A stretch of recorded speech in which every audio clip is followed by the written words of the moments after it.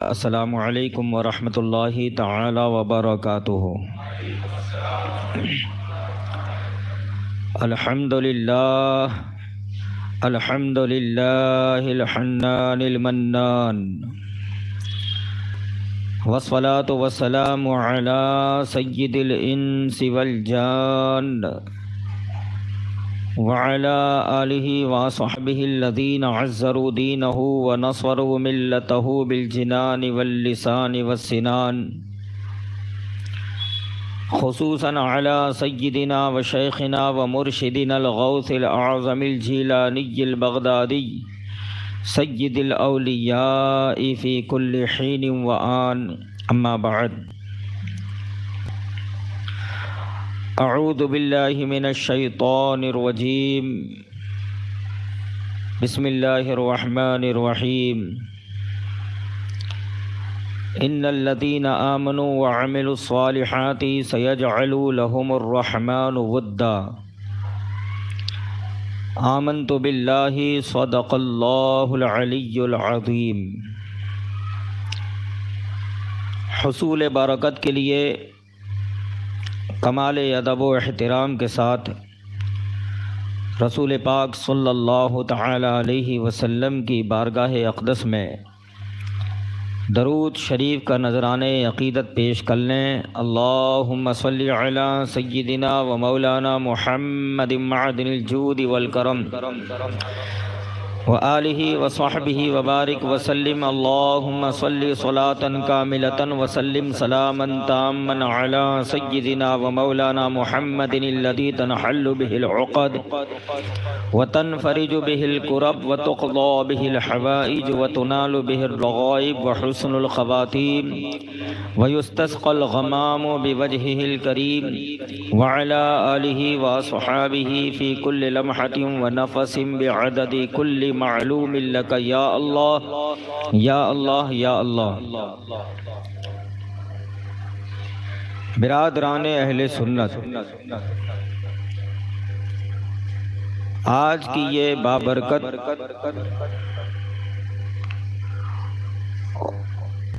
اور نہایت ہی تزک و احتشام والی شب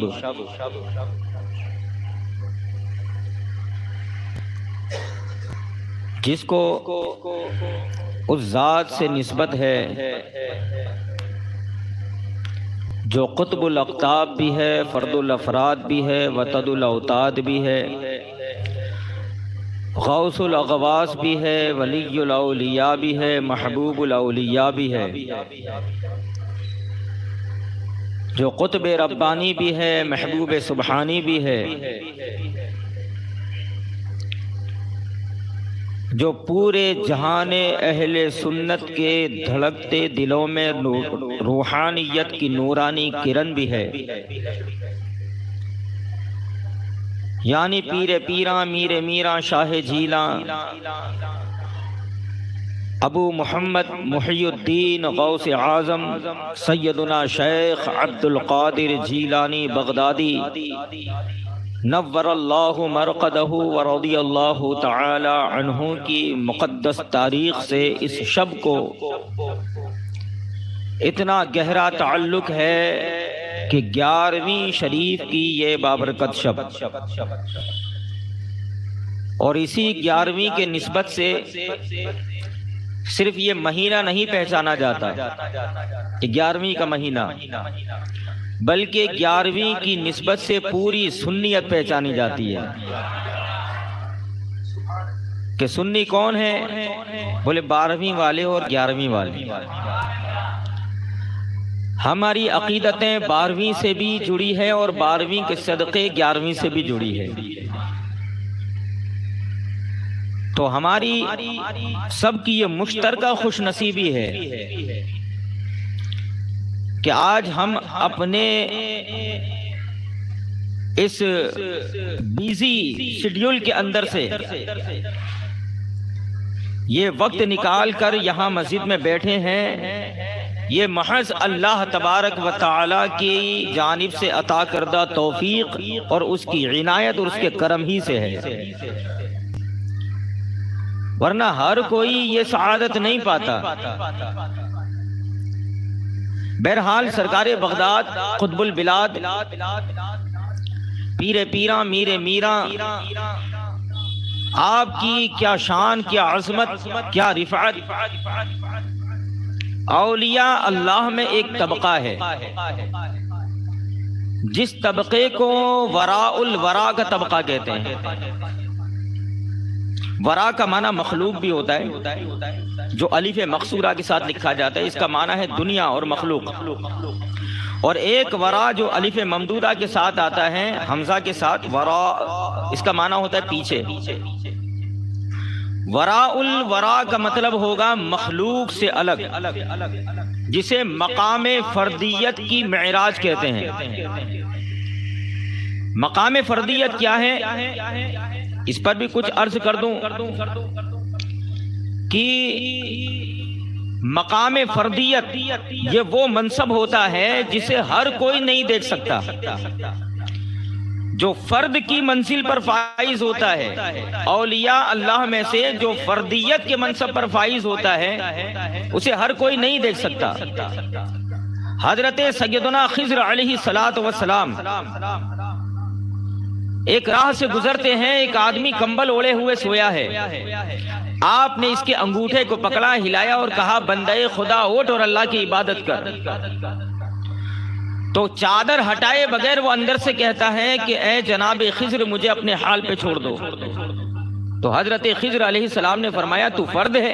کہا ہاں حضور میں فرد ہوں۔ یہ کہہ کے وہ غائب ہو گئے۔ یعنی مقام فردیت حضرت خضر علیہ السلام سے چھپا دیا گیا۔ پھر حضرت خضر علیہ السلام آگے بڑھے، ایک اور ایسے ہی چادر پوش لیٹا ہوا ہے۔ آپ آگے بڑھے، انگوٹھا پکڑنا چاہا، اندر سے آواز آئی خضر رک جاؤ، میں ایک عورت ہوں، تم مجھے نہیں چھو سکتے۔ تو کہا تو اس فرد کی بیوی ہے؟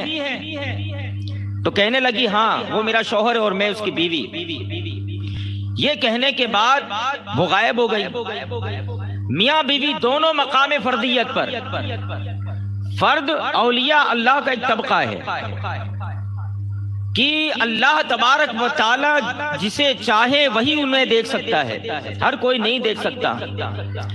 مگر سرکار غوث اعظم رضی اللہ تعالی عنہ کی مقام فردیت کا عالم یہ ہے کہ آپ اپنے بدن ناز سے جو جبہ پرانا ہو جائے یا جو چادر شریف پرانی ہو جائے اسے اتار کر رکھ دیں تو وہ فرد جو حضرت خضر علیہ السلام کی نظر سے پوشیدہ رہا، ایسے 100 فرد حضرت غوث اعظم کی چادر کے نیچے سما جائیں۔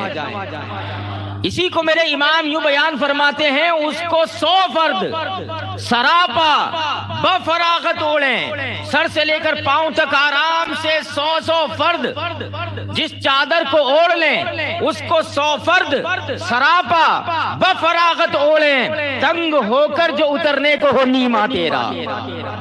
یہ سرکار بغداد کا مقام فردیت اور وراء الورا، یہ منصب اللہ تبارک و تعالی نے چند اولیاء کاملین کو عطا فرمایا۔ سرکار بغداد سے پہلے حضرت سیدنا بہلول دانا، حضرت سیدنا جنید بغدادی اور حضرت سیدنا اویس قرنی رضی اللہ تعالی عنہم اجمعین، ان 3 حضرات کو وراء الورا کا منصب ملا۔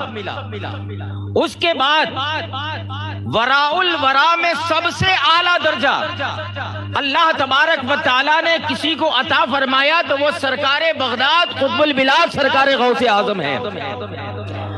اور یہ منصب آپ پر ختم کر دیا گیا۔ اولیاء فرماتے ہیں جس طرح ہمارے نبی صلی اللہ علیہ وسلم پر نبوت کو ختم کر دیا گیا، اسی طرح وراء الورا کے منصب کو سرکار غوث اعظم پہ ختم کر دیا گیا۔ مناصب اور مراتب میں سرکار بغداد کی شان یہ ہے کہ حضرت سیدنا ابراہیم علیہ السلام کے 2 بیٹے حضرت اسحاق اور حضرت اسماعیل علیہم السلام، حضرت اسماعیل نے اپنے آپ کو اللہ کی راہ میں قربان کرنے کے لیے پیش کر دیا تھا کہ والد بزرگوار جو اللہ کا حکم ہے کر گزریں، چھری گردن اسماعیل پہ چل جائے، میں اللہ کے حکم پر راضی رہوں گا۔ یہ آپ کی استقامت تھی۔ اس استقامت کا بدلہ حضرت اسحاق علیہ السلام کی اولاد میں ہزاروں انبیاء آئے، ہزاروں انبیاء، بنی اسرائیل کے کئی انبیاء حضرت اسحاق علیہ السلام کی اولاد میں، مگر حضرت اسماعیل کی اس قربانی کا اللہ نے صلہ ایسا عطا فرمایا کہ حضرت اسماعیل کی نسل میں آپ کے بعد صرف ایک نبی ہے، اور یہ وہ نبی ہے جن کو سارے نبیوں کے تاجدار محمد الرسول اللہ کہا جاتا ہے۔ یہ اس قربانی کا بدلہ، اور یہی اللہ تبارک و تعالی نے مصطفیٰ جان رحمت کے مناسب و مکانات کا فیضان سرکار بغداد کو یوں عطا فرمایا کہ آپ کے والد بزرگوار، آپ کے جد کریم حضرت سیدنا امام حسن مصطفیٰ رضی اللہ تعالی عنہ نے پوری امت کی فلاح و بہبودی کے لیے خلافت کے امور کو سونپ دیا، دے دیا، خلافت کو چھوڑ دیا۔ اس صلے میں اللہ تعالی نے حضرت امام حسین کی اولاد میں بے شمار اولیاء آئے، مگر حضرت امام حسن کی اولاد میں ایک ایسے ولی آئے جنہیں دنیا سارے ولیوں کا تاجدار سرکار بغداد کہا کرتی ہے۔ یہ صلہ عطا فرمایا اللہ تعالیٰ نے۔ یہ سرکار بغداد کی خصوصیت، اور ایک خصوصیت یہ کہ حضرت سیدنا سرکار بغداد کو اللہ تعالیٰ نے قطبیت کبریٰ کا مقام عطا فرمایا۔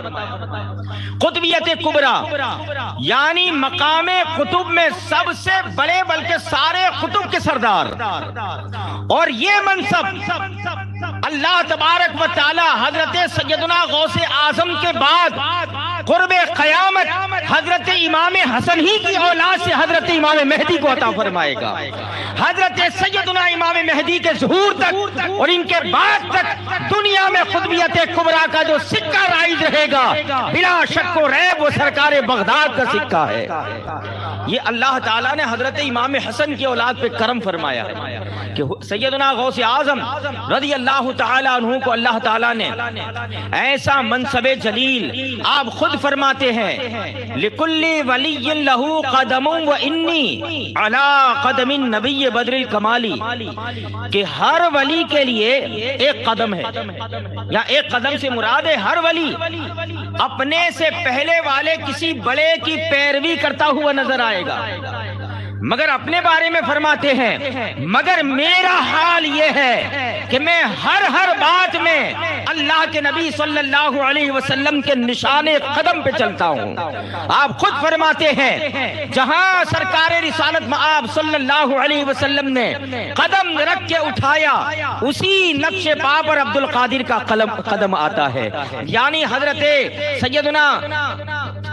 سیدنا غوث اعظم رضی اللہ تعالیٰ عنہ یہ فرماتے ہیں کہ میری پوری زندگی رسول پاک صلی اللہ علیہ وسلم کی پوری اتباع اور آپ کی پوری پیروی میں گزری ہے، بلکہ اللہ تعالیٰ نے سرکار بغداد کو رسول پاک صلی اللہ علیہ وسلم کے فیوز و برکات کا ایسا مصدر، ایسا عکس جمیل بنایا تھا کہ میرے اعلیٰ حضرت نے بڑی عقیدت کے ساتھ یہ بیان کیا ہے کہ اللہ تعالیٰ نے ہمارے حبیب کے جسم پاک کا سایہ نہیں بنایا، مگر دنیا کو سایہ مصطفیٰ سے محروم بھی نہیں رکھا۔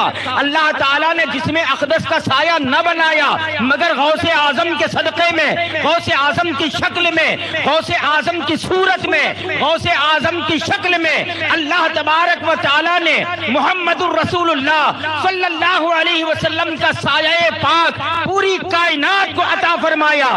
اسی کو آپ فرماتے ہیں مصطفیٰ کے تنے بے سائے کا سایہ دیکھا، جس نے دیکھا میری جان جلوہ زیبا تیرا۔ حضور پاک صلی اللہ علیہ وسلم کے وجود مسعود کا سایہ سرکار بغداد رضی اللہ تعالیٰ عنہ کو، اور یہ تجلیاں جگہ جگہ موجود ہے، جگہ جگہ۔ رسول پاک صلی اللہ علیہ وسلم کی بارگاہ میں حضرت سیدنا ابو ہریرہ رضی اللہ تعالیٰ عنہ ایک مرتبہ حاضر ہوئے اور فاقہ کشی کی شکایت کی، عریضہ پیش کیا، یا رسول اللہ علیہ الصلوۃ والسلام کچھ عطا فرما دے۔ حضور پاک صلی اللہ علیہ وسلم نے چند کھجوریں ایک تھیلی کے اندر بند کر کے عطا فرمائی اور فرمایا ابو ہریرہ جب جب جتنی ضرورت پڑے ان کھجوروں سے نکالتے رہنا، مگر کبھی تھیلی کو الٹنا نہیں، اس کو کبھی خالی مت کر دینا اور اس کو ناپنا بھی نہیں ہے، جب جب ضرورت پڑے چند کھجوریں لے لو، جتنی چاہو لے لو۔ حضرت سیدنا ابو ہریرہ نے جب سے حضور نے عطا فرمائی تب سے لے کر حضرت عثمان غنی کی شہادت کے زمانے تک اس تھیلی سے نہ جانے کتنے وسق کھجوریں نکالی، ان سے اللہ کی راہ میں خیرات بھی کرتے، کھانے کی ضرورت پیش آتی کھجوریں نکالتے، بیچ کر اناج حاصل کرتے۔ اتنی لمبی مدت تک، کئی سالوں تک حضرت ابو ہریرہ اور ان کے گھر کے لیے یہ چھوٹی سی تھیلی مبارک جس میں چند کھجوریں تھی، اللہ کے نبی صلی اللہ علیہ وسلم کی یہ عطا ہے۔ یہ ایسی عطا کہ دے دیا جائے تو آدمی محتاج نہ ہو۔ میرے امام فرماتے ہیں میرے کریم سے گر قطرہ کسی نے مانگا، دریا بہا دیے ہیں، دربے بہا دیے ہیں۔ کئی سالوں تک حضرت ابو ہریرہ اس تھیلی سے کھجوریں نکال کر اپنی حاجتیں پوری کرتے رہے، کھجوریں ختم نہیں ہوئی۔ بالآخر حضرت سیدنا عثمان غنی کی شہادت کی بھگدڑ میں وہ تھیلی کہیں گر گئی۔ حضرت ابو ہریرہ بڑے افسوس سے یہ کہتے تھے کہ آج لوگوں کو ایک غم ہے، ابو ہریرہ کو دو غم ہے۔ لوگوں کو ایک غم یہ ہے کہ خلیفۃ المسلمین کی شہادت ہو گئی، اور ابو ہریرہ کے دو غم یہ ہے کہ خلیفۃ المسلمین کی شہادت بھی ہو گئی اور حضور نے جو تحفہ عطا فرمایا تھا وہ غائب ہو گیا۔ میرے لیے دو غم ہے۔ یہ حضور کا معجزہ، اور یاد رکھنا ہر نبی کی امت کا جو ولی ہوتا ہے اس ولی کی کرامت اسی نبی کے معجزے کا فیضان ہوتا ہے۔ اب سرکار بغداد رضی اللہ تعالیٰ عنہ کی ذات میں اللہ کے نبی صلی اللہ علیہ وسلم کے فیوز و برکات کا جلوہ اور حضور پاک صلی اللہ علیہ وسلم کی معجزات کی برکتیں کیسے ہے کہ آپ کے ایک رکابدار تھے ابو العباس، جو آپ کی سواری کی رکاب پکڑا کرتے تھے۔ ایک مرتبہ حاضر ہوئے، عرض کی حضور گھر میں بڑا فاقہ ہے، تنگ دستی ہے، کچھ کرم فرما دیں، کچھ عطا فرما دیں۔ حضرت غوث اعظم رضی اللہ تعالی عنہ نے تقریباً 10 سیر یا 12 سیر گیہوں عطا کیے۔ ایک سیر تقریباً 1 کلو کے قریب کا ہوتا ہے۔ ہمارے گجرات میں 500 کو ہم سیر کہتے ہیں، مگر سیر اردو زبان کا لفظ ہے اور اس کی پیمائش تقریباً 1 کلو کے آس پاس کی ہے۔ تو 12 سیر یا 10 سیر آپ کو گیہوں عطا کیے اور فرمایا لے جا کے اسے اپنے کوٹھے میں ڈال دینا اور ہر طرف سے اسے بند کر کے ایک طرف کا منہ کھلا رکھنا، جب جب ضرورت پڑے اس میں سے اپنی ضرورت کے مطابق گیہوں نکالتے رہنا، مگر ان گیہوں کو کبھی ناپنا نہیں ہے۔ 10 سیر گیہوں، اندازہ لگائیں 10 کلو 12 کلو گیہوں، اتنی قلیل تعداد۔ 12 کلو گیہوں کتنے دن چل سکتے ہیں؟ کتنے دن؟ زیادہ سے زیادہ مہینہ، 2 مہینہ، 5 مہینہ، 6 مہینہ۔ اس کے بعد یہ آپ کے رکابدار ابو العباس اس 12 کلو گیہوں سے 5 سال تک کھاتے رہے۔ وہ اکیلے نہیں، پورا گھر بار جب جب ضرورت پڑتی ضرورت کے مطابق گیہوں نکالا کرتے اور اس سے اپنی حاجتیں پوری کرتے۔ بالآخر ان کی عورت کو خیال آیا، عورتیں عموماً جو ہے تجسس والی ہوتی ہے، وہ زیادہ ڈیٹیکٹیو بنتی ہے، ان کو CID بننے کا بڑا شوق ہوتا ہے۔ کہا یہ ایک بڑے سے برتن کے اندر یہ چند جو ہے تھوڑے سے انہوں نے گیہوں ڈال دیے ہیں، 5 سال سے ختم ہی نہیں ہوتے، دیکھوں تو صحیح کے اندر کتنے ہیں۔ جب کھول کے دیکھا تو جتنے ڈالے تھے اتنے اب بھی موجود تھے، جتنے ڈالے تھے اتنے اب بھی موجود تھے، مگر 5-6 مہینے کے بعد گیہوں ختم ہو گئے۔ تو ابو العباس پوچھنے لگے یہ گیہوں کیسے ختم ہو گئے؟ بیوی نے کہا کہ ایک مرتبہ میں نے کھول کے چیک کیے تھے، کہا تو نے ایسا کیا تبھی ایسا ہوا۔ حضرت سرکار بغداد کی بارگاہ میں جا کے عرض کی حضور ایسا ہو گیا کہ میری بیوی نے دیکھ لیا، اندازہ کر لیا کہ اس میں اتنے ہی گیہوں موجود ہیں، چند مہینوں کے بعد سارے گیہوں ختم ہو گئے، 5 5 سال سے ہم لوگ کھا رہے تھے مگر آج ختم ہو گیا۔ سرکار بغداد نے فرمایا اگر یہ نہ کیا ہوتا تو جب تک یہ بند رہتا، جب تک تم اس سے گیہوں نکالتے، گیہوں نکلتے رہتے، چاہے آنے والی نسلیں استعمال کرتی مگر گیہوں اندر سے ختم نہ ہوتے۔ یہ سرکار بغداد کی عطا ہے، یہ حضور پاک صلی اللہ علیہ وسلم کی عطا ہے۔ حضور پاک صلی اللہ علیہ وسلم کا ایسا عکس جمیل اور حضور کا ایسا سایہ رحمت سرکار بغداد کو اللہ تبارک و تعالیٰ نے بنایا تھا۔ جس طرح ہمارے نبی صلی اللہ علیہ وسلم کی بشارت قرآن پاک میں موجود ہے، اللہ تعالیٰ فرماتا ہے حضرت عیسیٰ علیہ السلام کے قول کو حکایتاً بیان کرتے ہوئے مبشرم برسول یاتی من بعدہ اسمہ احمد، کہ میرے بعد ایک رسول آئیں گے جن کا نام پاک احمد ہے۔ حضرت عیسیٰ علیہ السلام نے حضور پاک صلی اللہ علیہ وسلم کی بشارت دی ہے۔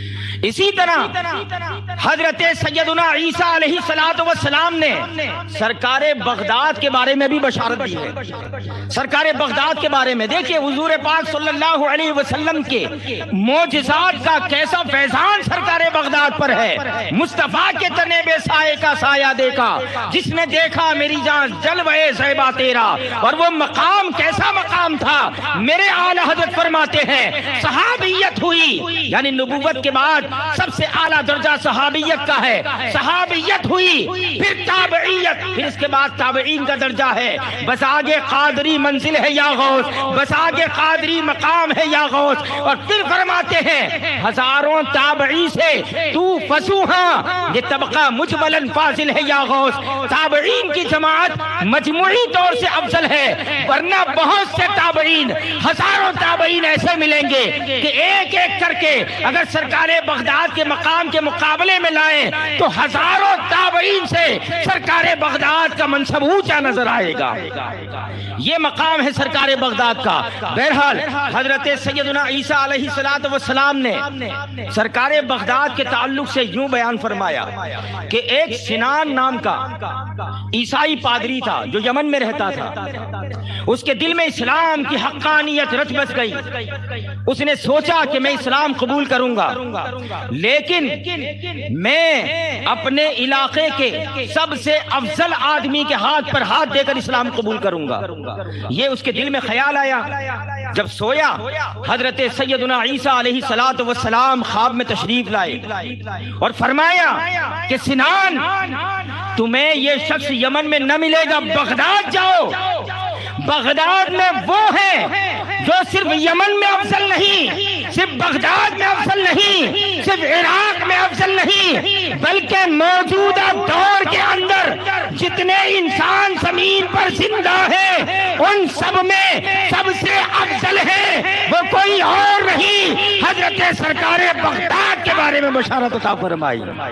حضرت عیسیٰ علیہ السلام بھی سرکار بغداد کے بارے میں یوں بشارت ارشاد فرماتے ہیں، جس طرح حضور پاک صلی اللہ علیہ وسلم کی بشارت دی اسی طرح آپ کی دی۔ حضور پاک صلی اللہ علیہ وسلم کے اس معجزانہ شان کا کرم ہے کہ سرکار بغداد کو یہ کرامتیں عطا فرمائی گئی۔ حضرت سرکار بغداد رسول پاک صلی اللہ علیہ وسلم کا کہ فیضان کا وہ سرچشمہ ہے، وہ سرچشمہ ہے، وہ سرچشمہ ہے کہ بارگاہ مدینہ سے فیوز و برکات وہی حاصل کرے گا جو سرکار بغداد کے آستانے کو بوسہ دے کے آگے بڑھے گا۔ سرکار بغداد کی غلامی، آپ کی غلامی وہ عظیم الشان نعمت ہے کہ پوری روئے زمین کے اندر جتنے سلاسل، جتنی خانقاہیں، جتنے مقابر اور جتنے بڑے بڑے مشائخ اولیاء ہوئے، سب پر سرکار بغداد کے حال کا فیضان طاری ہے۔ اسی کو میرے امام یوں بیان کرتے ہیں، مزرعے چشت و بخارا و عراق و اجمیر، کون سی قسط پہ برسا نہیں چھالا تیرا، ہر جگہ سرکار بغداد کا فیضان برستا ہوا نظر آتا ہے۔ شہنشاہ سہرورد حضرت سیدنا شہاب الدین عمر سہروردی رحمت اللہ تعالی علیہ آپ فرماتے ہیں کہ میری نوجوانی میں مجھے علم کلام پڑھنے کا بڑا شوق تھا۔ علم کلام علم عقائد کو کہتے ہیں، جس میں عقائد کا علم ہوتا ہے، جس میں اللہ تعالیٰ کی ذات و صفات اور مبدأ و معاد یعنی دنیا بنے اور آخرت کے مسائل اس میں بیان ہوتے ہیں، جس میں عقیدے کا بیان ہوتا ہے۔ آپ بھی آج بھی اگر آپ کوئی عقیدے کی کتاب پڑھو گے، جیسے بہار شریعت کے شروع میں جو پہلا حصہ ہے وہ علم کلام پر ہے، اس میں اللہ کے بارے میں، نبیوں کے بارے میں، تقدیر کے بارے میں، فرشتوں کے بارے میں، کیسے ایمان رکھنا ہے اس کی تفصیلات ہوگی وہاں پہ، وہاں وہ چیزوں کا بیان ہوتا ہے۔ آپ کو علم کلام سے بڑا شوق تھا اور بڑی دلچسپی تھی، آپ نے علم کلام کی کئی کتابیں یاد کر ڈالی تھی۔ آپ کے چچا آپ کو روکتے کہ ایسا نہ کرو، صوفیاء کے پاس آیا کرو، صوفیاء کی مجلسوں کو لازم پکڑو اور اولیاء اللہ کے دربار میں حاضری دو، تم اس سے دور ہو جاؤ، کہیں ایسا نہ ہو کہ علم کلام یہ نہیں کہ اس پہ جو چلا وہ فلاحی پائے گا، اس میں کئی ایسی وادیاں ہیں کہ اچھے اچھے لوگ اس میں بہک گئے، بھٹک گئے، تو کہیں ایسا نہ ہو کہ یہ بھٹک جائیں۔ چچا رشد و ارشاد کے سارے فرائض انجام دیتے ہیں، مگر آپ کی توجہ کم نہیں ہوتی، آپ علم کلام میں ویسے ہی مشغول ہیں۔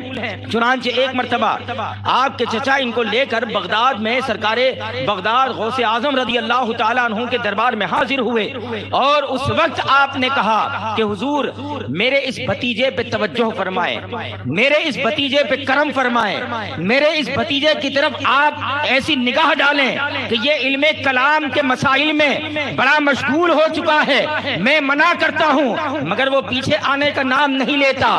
حضرت سیدنا شہاب الدین عمر سہروردی رحمت اللہ تعالی علیہ فرماتے ہیں، جو سلسلہ سہروردیہ کے بڑے امام ہیں، سرکار بغداد کی بارگاہ میں حاضر ہیں۔ سرکار بغداد نے پوچھا کہ اچھا عمر یہ بتاؤ تم نے اب تک اس باب میں کتنی کتابیں پڑھی ہے؟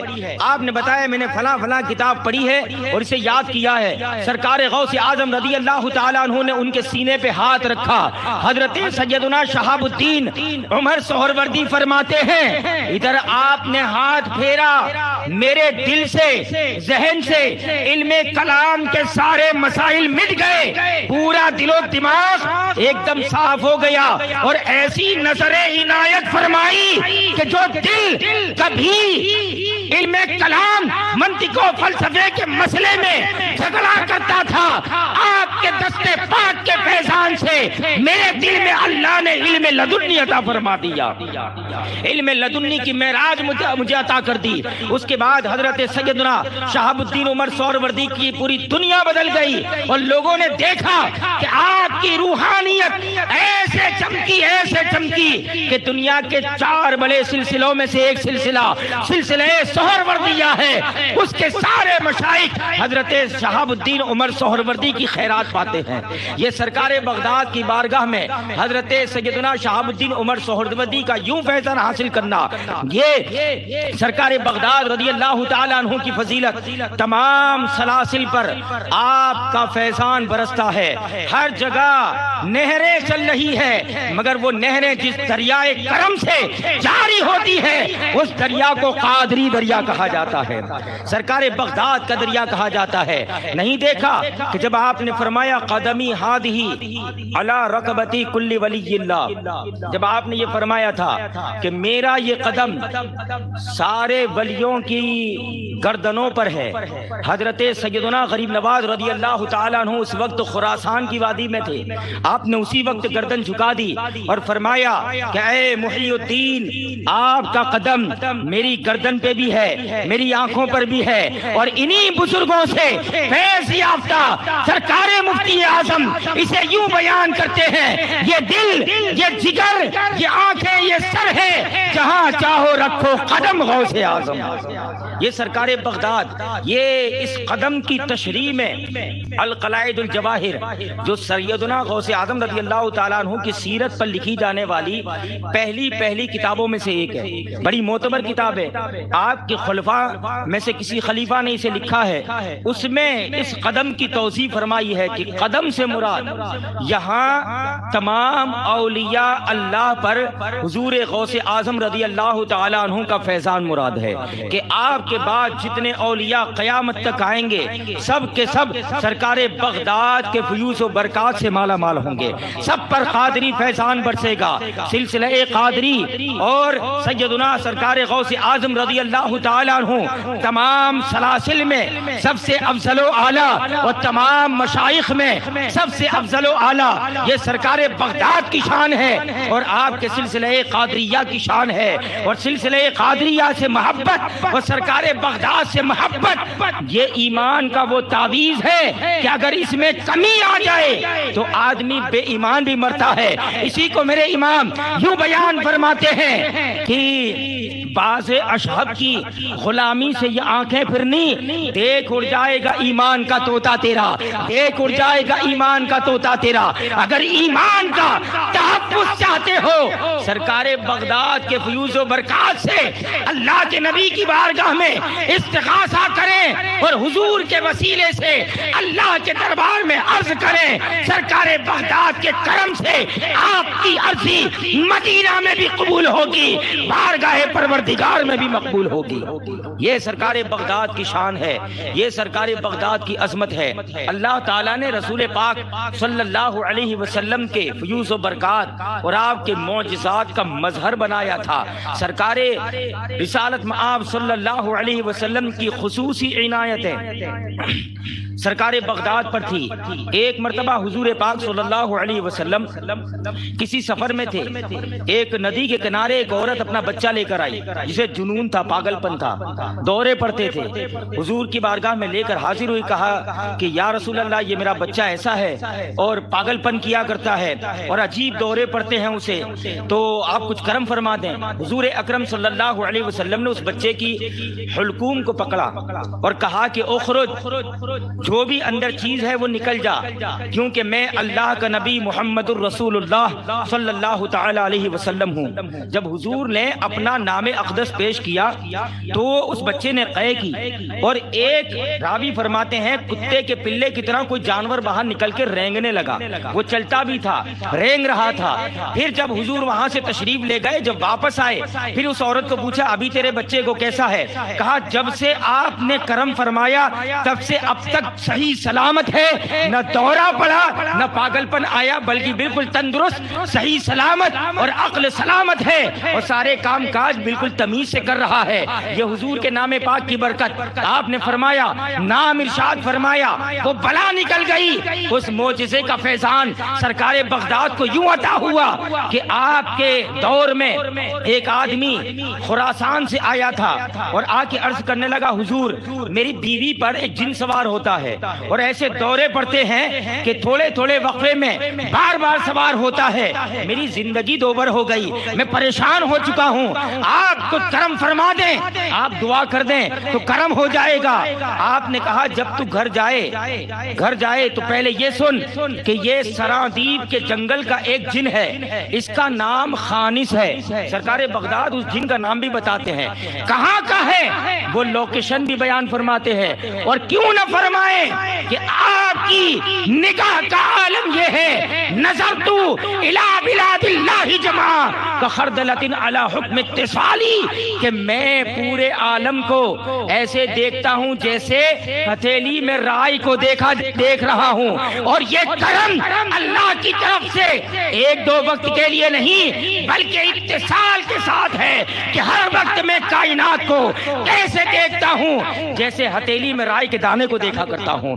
آپ نے فرمایا وہ سرادیب کے جنگل کا ایک سرکش جن ہے، اس کا نام خانس ہے۔ اب جب دورہ آئے تو اس کے کان میں یہ کہہ دینا کہ بغداد سے شیخ عبد القادر جیلانی کا حکم ہے کہ آئندہ نہ آنا، اب اگر آئندہ آیا تو تجھے ہلاک کر دیا جائے گا، مار دیا جائے گا، دوبارہ اب اس عورت کو تکلیف مت دینا، بس اتنا کہہ دینا۔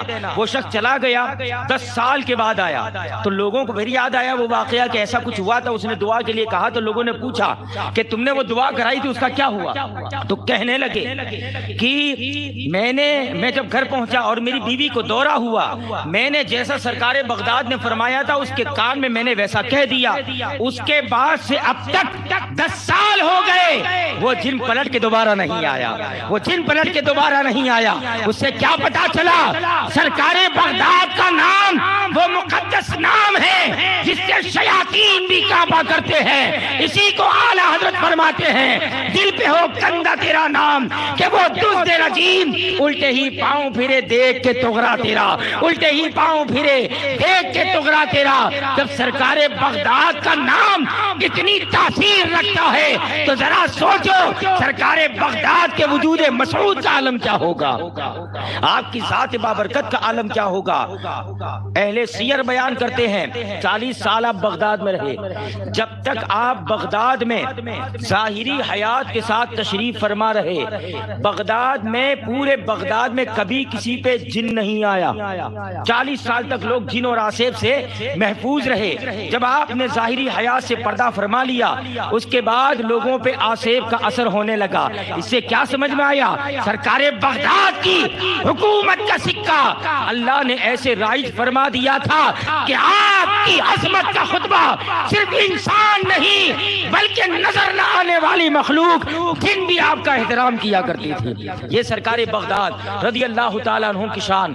یہاں تک کہ جنوں کے بارے میں بتایا گیا کہ وہ جن جو حضور کی تلاوت کو سن کر ایمان لے آیا، اسی قلائد الجواہر میں ہے کہ ان جنوں میں سے ایک جن نے حضور پاک صلی اللہ علیہ وسلم کے دست حق پرست پر ایمان قبول کیا تھا۔ ان جنوں میں سے ایک جن سرکار بغداد کے دور میں زندہ تھا۔ سرکار بغداد کی اس جن صحابی سے بھی ملاقات ہوئی ہے۔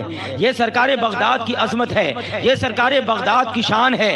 حضور پاک صلی اللہ علیہ وسلم کے فیوز و برکات کا عکس جمیل فرمایا تھا، اور اللہ نے وہ حاکمیت آپ کو عطا فرمائی تھی، وہ ترقی عطا فرمائی تھی کہ دنیا آج بھی سرکار بغداد کی حیات کے اوراق الٹتی ہے۔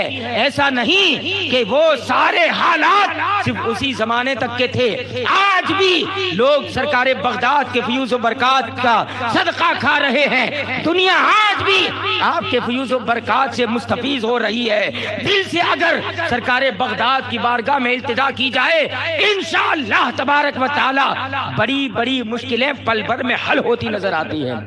اس کی ایک مثال حضرت سرکار اعلیٰ حضرت امام محمد رضا علیہ رحمت و رضوان سے اذان ثانی کے مسئلے میں، مسجد میں اذان ثانی کے مسئلے میں آج کل یہ مسئلہ پھر اٹھایا گیا اور ایک جھوٹ یہ گھڑا گیا اس میں کہ اعلیٰ حضرت امام احمد رضا نے مسجد کے اندر اذان نہ دینے کا حکم ماریرہ شریف کے ایک بزرگ حضرت سیدنا شاہ ابو الحسین احمد نوری قدوۃ العارفین اور حضرت سیدنا شاہ علی رسول ماریروی رحمت اللہ تعالی علیہ کے آپ پوتے لگتے ہیں، ان کے انتقال کے بعد اعلیٰ حضرت نے یہ حکم دیا، اور پھر نیچے لکھا ایسا کیوں کیا؟ اس لیے کہ اگر ان کی زندگی میں یہ بیان کرتے تو وہ رد کر دیتے، کیونکہ ماریرہ شریف کے مشائخ اسے مانتے تھے اور اندر اذان ہوتی تھی، جبکہ یہ کھلا جھوٹ ہے، کھلا جھوٹ ہے۔ اس لیے کہ سرکار شاہ ابو الحسین احمد نوری کا وصال ہو رہا ہے 1325 میں، 1325 ہجری میں، اور اعلیٰ حضرت نے اذان ثانی کے مسئلے میں سب سے پہلا بسیط فتویٰ جو ایک رسالے کی شکل میں لکھا، جسے فتاوی رضویہ قدیم کی 3 جلد میں آپ ملاحظہ کر سکتے ہیں، وہ اعلیٰ حضرت نے 1320 میں لکھا، یعنی شاہ ابو الحسین احمد نوری کے وصال کے 5 سال پہلے۔ مگر اعلیٰ حضرت سے ایک عداوت ہے، ایک تکلیف ہے، ایک حسد ہو گیا کہ اعلیٰ حضرت کی مقبولیت دیکھیں کہ اپنے تو اپنے، غیر بھی ہمیں اعلیٰ حضرت کے نام سے پہچانتے ہیں، ہمیں بریلوی کہتے ہیں، لوگوں کی آئیڈینٹی بریلوی بن گئی، اس بات سے ان کو تکلیف ہو گئی، لوگوں کی پہچان اعلیٰ حضرت بن گئی، اس بات سے لوگوں کو تکلیف ہو گئی۔ اس لیے اعلیٰ حضرت کے بارے میں اپنی منچاہی بھڑاس سوشل میڈیا کے پوسٹوں پر نکال کر وہ اپنے دل کی باتیں باہر نکالتے ہیں، مگر دنیا میں آج بھی اہل بصیرت لوگ موجود ہیں، ان کے جھوٹ اور ان کے فریب کے پردے کو چاک کرنے والے آج بھی موجود ہیں۔ اب ذرا سوچو، جنہوں نے اعلیٰ حضرت کے فتاوا کو پڑھا ہے وہ اچھے سے جانے گا کہ یہ جھوٹ بولتے ہیں۔ اس طرح کے کام سے کیا فائدہ؟ اعلیٰ حضرت کی مقبولیت یہ سرکار بغداد کے صدقے میں اللہ نے ایسے عطا فرمائی تھی کہ ہندوستان کے اندر قادری فیضان کا پہلا مرکز، جہاں سے اوپر کے سارے مرکزوں کا فیض جمع ہوتا ہے، بلا شک و ریب وہ آستانہ اعلیٰ حضرت سیدنا امام اہل سنت کا مزار پرانوار بریلی مقدسہ کی وہ دھرتی ہے۔ آج بھی الحمدللہ قادری فیضان سب سے پہلے جس سیڑھی سے تمہیں گزرنا ہے اس سیڑھی کا نام امام محمد رضا ہے۔ وہاں سے آپ آگے جائیں گے تو اوپر سے بزرگوں کا فیضان ہوگا۔ یہ اللہ کی دی ہوئی مقبولیت ہے، اللہ کی عطا کی ہوئی مقبولیت ہے، اس سے پریشان نہیں ہونا چاہیے۔ صوفیہ فرماتے ہیں اللہ کی نعمتوں پر شکر ہوتا ہے، اس سے عداوت نہیں ہوتی، اس سے حسد نہیں کرنا چاہیے۔ اللہ نے جو نعمتیں دی اس کا اعتراف کرو، اس کا اعتراف کرو۔ اعلیٰ حضرت اللہ کی عظیم نعمت کا نام ہے۔ بہرحال کہنے کا مقصد یہ ہے کہ اعلیٰ حضرت کے دور میں جب یہ مسئلہ پیش آیا تھا اذان ثانی والا، تو مخالفین سے جب جواب نہ بنا تو انگریزی گورنمنٹ میں کیس دائر کر دیا اور کیس کر دیا اعلیٰ حضرت پہ۔ اعلیٰ حضرت فرماتے ہیں کہ میں کبھی بھی انگریزوں کی کورٹ میں نہیں جاؤں گا، میں کبھی نہیں جاؤں گا۔ میں نے اپنا مقدمہ بارگاہ غوث اعظم میں رکھ دیا ہے، بارگاہ غوث اعظم میں رکھ دیا۔ اور جب کورٹ میں تاریخ پڑھتی ادھر سے کوئی چلا جاتا، اعلیٰ حضرت نہیں جاتے، کوئی اور جاتا، مگر جب تاریخ پڑھی مقدمہ کرنے والوں کے یہاں انتقال ہو جاتا، وہ نہیں پہنچ پاتے۔ دوسری تاریخ میں دوسرا مر گیا، تیسری تاریخ میں تیسرا مر گیا، بالآخر کیس واپس لے لیا کہ کہیں ایسا نہ ہو کہ یہ قادری فیضان ہے جو اعلیٰ حضرت کی شکل میں ہم پر جو ہے طاری کیا گیا ہے، کہیں ایسا نہ ہو کہ اس ٹکراؤ میں تاریخیں پڑھتی جائے، خاندان کے لوگ مرتے جائیں، ادھر تاریخ آ نہ پائے، کیس چل نہ پائے، اس سے پہلے ہمارا گھر ختم نہ ہو جائے۔ کیس واپس لے لیا۔ یہ قادری فیضان کا اثر تھا۔ اعلیٰ حضرت کو بارگاہ غوثیت سے ایسی عقیدت تھی کہ اپنا مقدمہ بارگاہ غوثیت میں رکھ دیا۔ آج بھی ہندوستان میں آپ گشت کر لیں، ہندوستان کی اکثر مساجد میں اذان ثانی باہر ہوتی ہے، یہ یقیناً سرکار بغداد کی کھلی کرامت کا نتیجہ ہے۔ آج بھی اعلیٰ حضرت کا یہ فتویٰ یہ مقبولیت رکھتا ہے، یہ یقیناً اعلیٰ حضرت کی کرامت ہے، سرکار بغداد کی کرامت ہے، اور اعلیٰ حضرت کی یہ مقبولیت سرکار بغداد کا فیضان ہے۔ سرکار بغداد کو اللہ تعالیٰ نے دلوں پر وہ حکمرانی عطا فرمائی تھی کہ ہر دور میں بڑے بڑے اکابر، بڑے بڑے مشائخ سرکار بغداد کی عظمت کے خطبے پڑھ رہے ہیں۔ آپ کے دور میں بھی بغداد میں جب آپ کا چرچا ہوا، شہرت ہوئی، تو ہر دور میں ایسا ہوا اور اہل حق کے ساتھ ایسا ہوتا ہے۔ بغداد کے بڑے بڑے فقہا جو صاحب فتویٰ تھے، آپ جانتے ہیں بغداد کوئی ایسی چھوٹی سی بستی کا نام نہیں ہے۔ بغداد اس کو آباد کیا بنو عباس نے، عباسی خلفاء نے، اور اس کے اتنا ڈیولپ کیا تھا کہ لاکھوں کی تعداد میں مسلمان تھے وہاں پر، لاکھوں کی تعداد میں، بڑی تعداد میں۔ اور اس وقت وہاں لائبریری اور کتابوں کا عالم یہ تھا کہ جب چنگیز خانی حملہ ہوا، تاتاریوں کا حملہ ہوا، اور بغداد کی کتابیں جب دریائے دجلہ میں ڈالی گئی تو ان کتابوں کی وجہ سے دریائے دجلہ کا پانی کالا ہو گیا تھا۔ اب ذرا سوچو، جس شہر میں کتابوں کی اتنی تعداد ہوگی وہاں پڑھنے والوں کی تعداد کتنی ہوگی، کتنے لوگ ہوں گے۔ سب سے بڑا شہر ایک کیپٹل تھا، اور اسلام کا اس زمانے میں بظاہر سلطنت کے اعتبار سے مرکز تھا، ورنہ حقیقت میں مسلمانوں کا ہر دور میں روحانی مرکز ایک رہا ہے جسے مدینہ منورہ کہا جاتا ہے۔ میرے تاج الشریعہ فرماتے ہیں یہاں بھی ان کی چلتی ہے، وہاں بھی ان کی چلتی ہے۔ مدینہ راجدھانی ہے، دو عالم پر حکومت ہے، مدینہ راجدھانی ہے، دو عالم پر حکومت ہے۔ بہرحال بادشاہ کے اعتبار سے ایک کیپٹل تھا، بڑا مرکز تھا، بہت ساری بڑی تعداد میں، تو تقریباً 100 چنے ہوئے علماء، منتخب علماء جو الگ الگ فن کے ماہر تھے، کوئی منطق میں، کوئی فلسفہ میں، کوئی تفسیر میں، کوئی حدیث میں، ہر کوئی اپنے فن کے اعتبار سے ایک سوال تیار کر کے دل میں لے کے آیا کہ نیا سوال، ان کی مجلس میں جا کے کھلے عام سوال کریں گے اور ان سے پوچھیں گے۔ سرکار بغداد کی مقبولیت کے سامنے یہ لوگ آئے تھے، جیسے مجلس میں بیٹھے اصحاب سیر بیان کرتے ہیں، اس وقت سرکار بغداد کے لبہائے مقدس سے ایک شعلہ نکلا، اور وہ شعلے کو بعض لوگ دیکھ پائے، بعض لوگ نہیں دیکھ پائے۔ آپ کی مجلس کا عالم یہ ہوتا تھا، آپ کی تقریر کی مجلسوں میں عالم یہ ہوتا کہ آپ ہفتے میں 3 دن تقریر فرماتے، 2 دن آپ مسجد شریف میں تقریر کرتے، ایک منگل کی شب کو، ایک جمعہ کی صبح میں، اور ایک تقریر آپ اپنے مہمان خانے میں فرمایا کرتے جو بدھ کی رات میں ہوتی۔ اور اس وقت مجمع کا عالم یہ ہوتا تھا کہ ٹھاٹھے مار کے لوگ آپ کی مجلس بابرکت میں حاضر ہوتے، اور آپ کی آواز کا عالم یہ ہوتا کہ قریب والا جیسے سنتا ویسا ہی آخر والا سنتا۔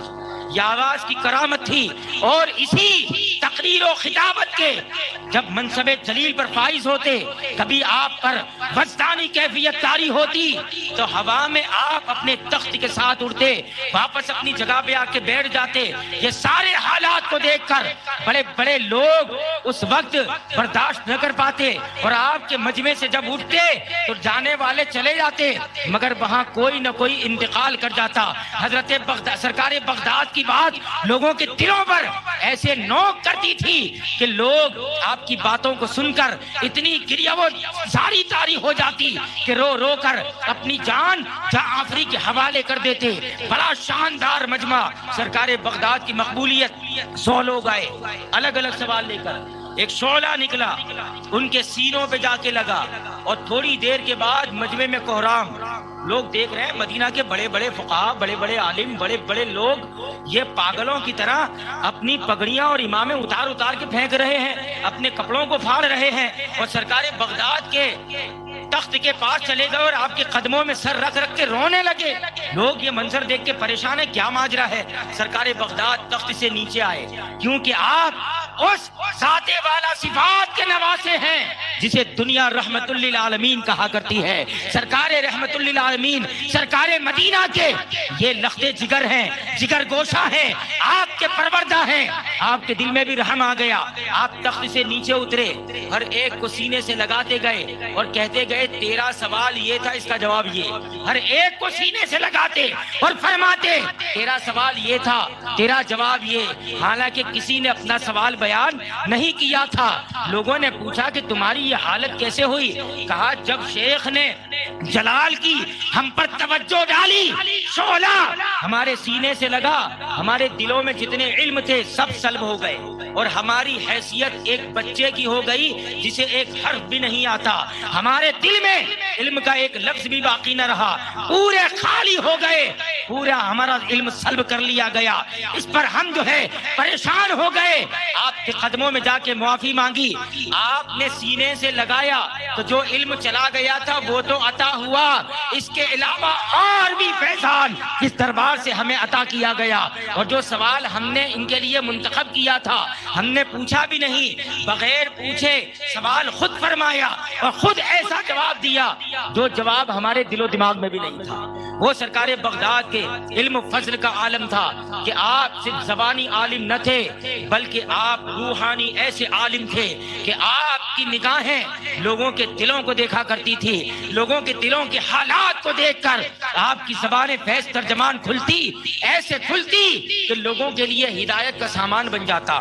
آپ کے اسی تقریری اجلاس میں کچھ رافضی بھی آئے تھے۔ یہ بات میں اس لیے چھیڑتا ہوں کہ موجودہ زمانے میں سرکار بغداد، میں نے کہا تھا پہلے کہ ہم سنیوں کی علامت ہے، سرکار بغداد ہم سنیوں کی علامت، ہم 11ویں والے ہماری علامت ہے، اس لیے کہ اس علامت کو وہی قبول نہ کرے گا جو خارج اہل سنت ہو۔ جو اہل سنت ہے وہ کبھی بھی آپ کی غلامی سے اپنی گردن کو چھڑانے کی بات نہیں کرے گا، بلکہ وہ تو یہ کہے گا کہ تجھ سے در سے سگ سے ہے مجھ کو نسبت، میری گردن میں بھی ہے دور کا ڈورا تیرا، اور اس نشانی کے جو سگ ہے نہیں مارے جاتے، حشر تک میرے گلے میں رہے پٹا تیرا۔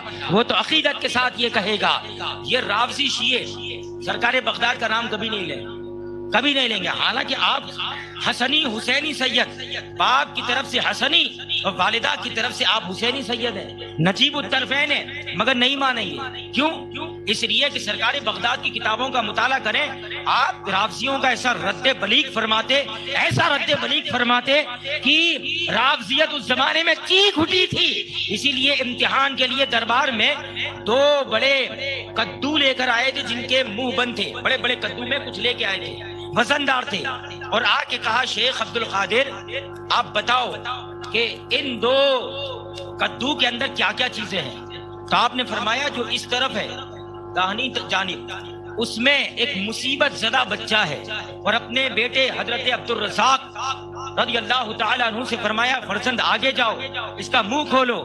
جب وہ کدو جو ہے بڑا، یہ ہم جسے دودھی بھی کہتے ہیں، بہت بڑی گول آتی ہے، اس کے اندر جب کھولا گیا تو ایک مردہ بچہ تھا، ایک مردہ بچہ جو بڑی مصیبت زدہ حالت میں اندر پڑا ہوا تھا۔ سرکار بغداد نے فرمایا قم باذن اللہ، اللہ کے حکم سے کھڑا ہو جا۔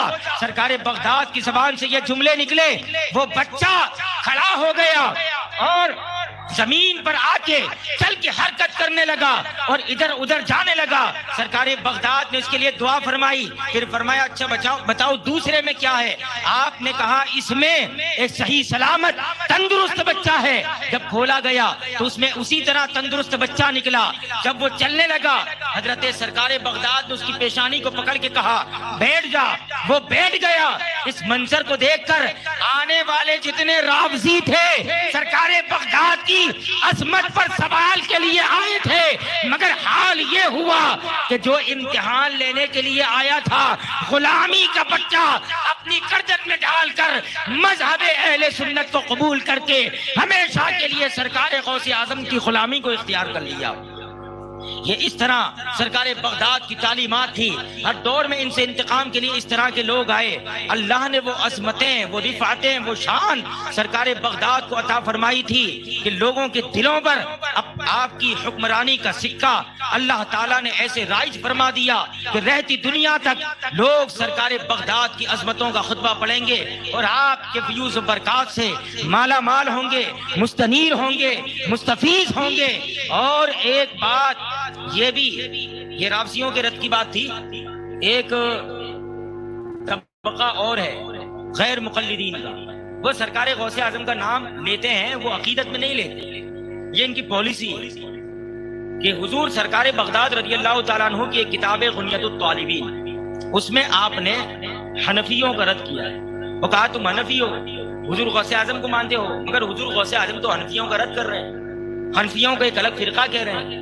حالانکہ ایسا نہیں ہے، تاریخ ایسی تھی کہ حنفی کہنے والے بہت سے معتزلہ بھی تھے جو اپنے آپ کو حنفی المسلک کہتے تھے مگر تھے معتزلہ۔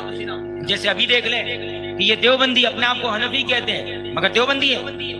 تو حنفی لیبل لگا لینے سے مذہب حنفی مراد نہیں ہے۔ تو سرکار بغداد نے ان معتزلہ حنفیوں کا رد کیا ہے۔ اس کو زبردستی جو ہے ہر حنفی پہ فٹ کرنا یہ غلط ہے۔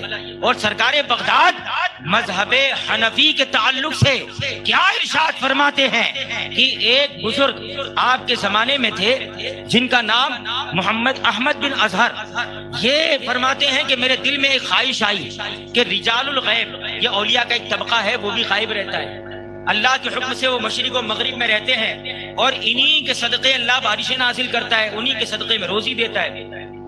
ان کے دل میں خواہش ہوئی کہ کوئی رجال الغیب سے میں ملاقات کروں۔ سو گئے تو خواب میں حضرت امام محمد بن حنبل کی قبر شریف دیکھی۔ اس قبر کے پاس ایک بزرگ بیٹھے تھے۔ خواب میں ہی ان کو خیال آیا کہ شاید لگتا ہے یہی رجال الغیب ہے۔ پھر آپ کی آنکھ کھل گئی، دل میں ارادہ ہوا کہ چلو سرکار امام احمد ابن حنبل کی قبر کی زیارت ہوئی تو چلتا ہوں حاضری دے دوں۔ آپ جب قبر کے پاس گئے تو جس بزرگ کو خواب میں دیکھا تھا وہ وہاں موجود تھے۔ ان کو دیکھا تو حیرت میں آنکھیں پھٹی کی پھٹی رہ گئی اور دل نے یقین کر لیا یہ رجال الغیب ہی ہے، یہ رجال الغیب میں سے ہے۔ پھر سوچا کہ میں جلد سے جلد حاضری زیارت اور دعا سے فارغ ہو کر ان سے ملاقات کروں اور بات چیت کروں۔ وہ کہتے ہیں کہ میرے فارغ ہونے سے پہلے حضرت فارغ ہو گئے اور وہ نکل گئے۔ میں پیچھے پیچھے چلا، تیزی کے ساتھ ان کے پیچھے گیا۔ میں نے دیکھا کہ دریائے دجلہ کے پاس جب وہ پہنچے تو ان کے قدم پڑتے ہی دریا کے دونوں کنارے اتنے نزدیک آ گئے کہ آپ آسانی سے قدم اٹھا کر اس کنارے سے اس کنارے چلے جائیں۔ یہ ایسے بزرگ تھے۔ تو جب وہ آگے بڑھے میں نے عرض کی حضور میں آپ سے ملاقات کرنا چاہتا ہوں، میری کچھ بات سن لیں، کچھ بات سن لیں۔ اور پوچھا کہ حضور آپ کون ہیں؟ تو فرمایا کہ حنیف مسلمہ، کہ میں دین حنیف والا مسلمان ہوں اور میں مشرکوں میں سے نہیں۔ یہ کہہ کے وہ چلے گئے۔ حضرت سرکار غوث اعظم رضی اللہ تعالیٰ عنہ کی بارگاہ میں حاضر ہوئے، کہا حضور میرے ساتھ یہ واقعہ پیش آیا۔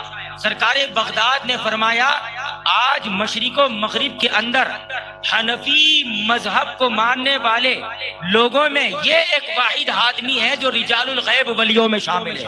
اگر مذہب حنفی کا آپ نے رد کیا ہوتا تو مذہب حنفی ماننے والے اس ولی کے رجال الغیب ہونے اور ولی ہونے کا اعلان سرکار بغداد کیوں فرماتے؟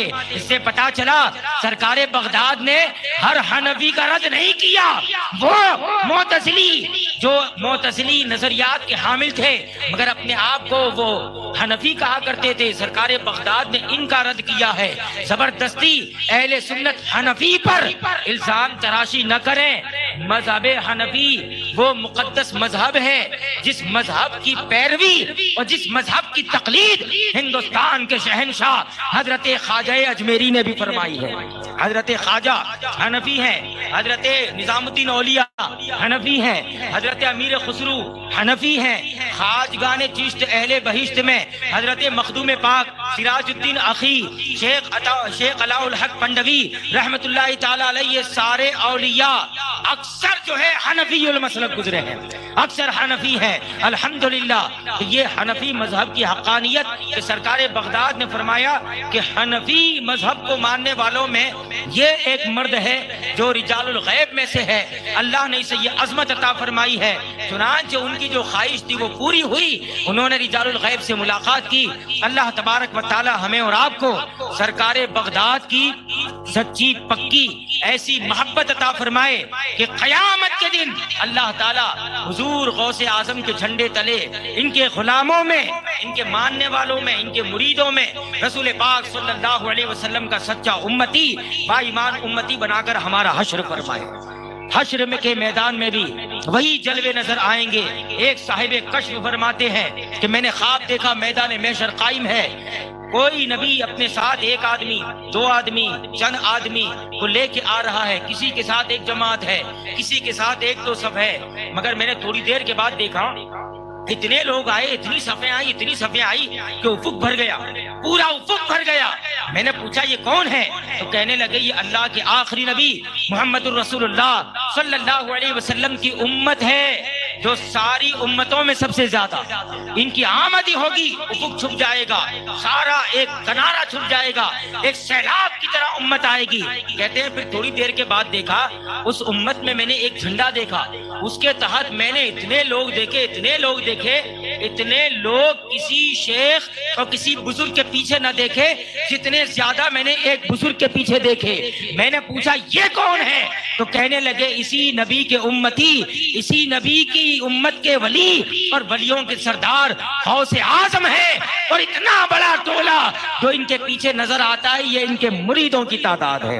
سرکار بغداد کی عظمت اس طرح حشر میں بھی ظاہر ہوگی۔ اللہ تعالیٰ ان کی سچی عقیدت پر ہمارا خاتمہ بالخیر کرے۔ استغفر اللہ لی ولکم ولسائر المؤمنین والمؤمنات والمسلمین والمسلمات۔ السلام علیکم ورحمۃ اللہ وبرکاتہ۔ آخر میں یہ عرض کہ صلاح الدین ایوبی نے فلسطین پر جو فتح پائی تھی وہ بھی سرکار بغداد کی دعاؤں کی برکت تھی۔ آج بھی سرکار بغداد کی بارگاہ میں لو لگاتے ہوئے کہ اے شیخ بغداد اے سلطان الاولیاء، اے ولیوں کے تاجدار، بڑی دیر ہو گئی، مشرکین کفار غول در غول مسلمانوں کے خون کو بہاتے ہیں، چھوٹے چھوٹے بچے دنیا سے رخصت ہو رہے ہیں، بے رحمی کے ساتھ قتل کیا جا رہا ہے، ہماری ملت کی ماؤں بہنوں کی عصمتیں تار تار کی جا رہی ہے۔ اے سرکار بغداد قطب البلاد، آپ کے فیضان سے سارا جہاں مالا مال ہوتا ہے، نگاہ کرم فرمائیں فلسطین کے مسلمانوں کے لیے کہ اللہ تعالیٰ انہیں ظالموں کے ظلم، شریروں کے شر اور کفار کے مکر و شر سے نجات عطا کرے اور فتح و کامرانی ان کا مقدر کرے، ان کے لیے امن و امان اور سلامتی کے سامان مہیا کرے۔ سرکار بغداد توجہ فرمائیں، سرکار بغداد کرم فرمائیں، دنیا بھر کے تمام اہل سنت کی جان مال عزت و آبرو اور ایمان و عقیدے کی حفاظت ہو جائے۔